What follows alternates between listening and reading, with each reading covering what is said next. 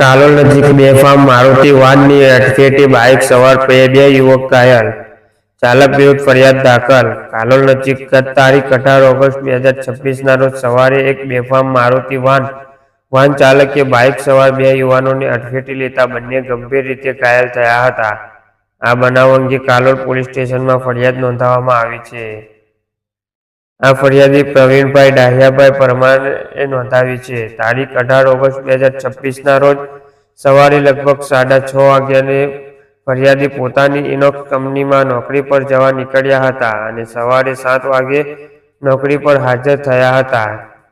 તે જ સમયે તેમના પુત્ર મેહુલ કુમાર પોતાના મિત્ર આકાશભાઈ કનકભાઈ રોહિલની સાથે hero Honda Splendor pro motorcycle number GJ17AD5351 પર સવાર થઈને પોતાના મામાના ઘરેથી અંબાવ ગામ તરફ જઈ રહ્યા હતા. સવારે લગભગ 8:30 વાગ્યાના અરસામાં સામેથી આવી રહેલી એક મારુતિ વાન નંબર GJ27K0933 ના ચાલકે પૂર ઝડપે અને બેદરકારીપૂર્વક વાહન ચલાવી તેમની મોટરસાયકલને સામેથી અડસાવી દીધી હતી. આ અકસ્માતમાં મેહુલ કુમારને માથામાં તથા ડાબા પગે ઈજાઓ થઈ હતી.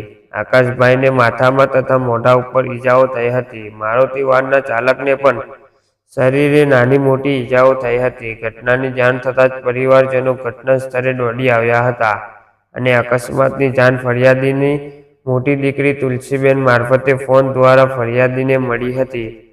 ફરિયાદી અને તેની પત્ની તાત્કાલિક કાલોલની સરકારી દવાખાના પહોંચ્યા હતા, જ્યાં જાણવા મળ્યું કે બંને ઘાયલોને 108 એમ્બ્યુલન્સ મારફતે લઈ જવાયા છે.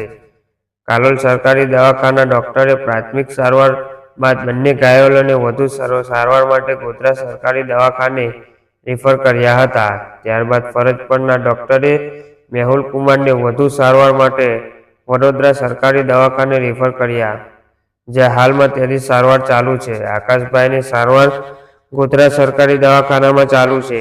ફરિયાદીએ મારુતિ વાન નંબર GJ27K0933 ના ચાલક વિરુદ્ધ પૂર ઝડપે તથા બેદરકારીપૂર્વક વાહન ચલાવી અકસ્માત સર્જવા બદલ કાયદેસર કાર્યવાહી કરવા કાલોલ પોલીસ સ્ટેશનમાં ફરિયાદ નોંધાવી છે.